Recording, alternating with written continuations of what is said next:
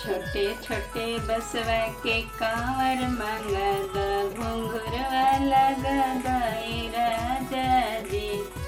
छोटे छोटे बसवा के कांवर बना द घुंघुरवा लगदाई राजा जी।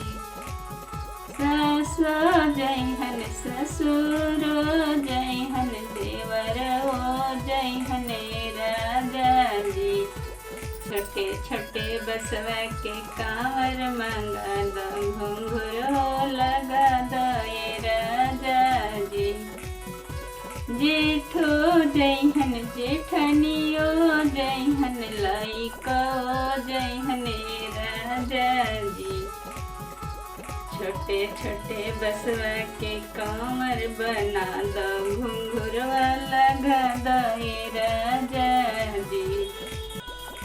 नंदो जयहन नंदसियो जयहन भगिना जयहन राजा जी।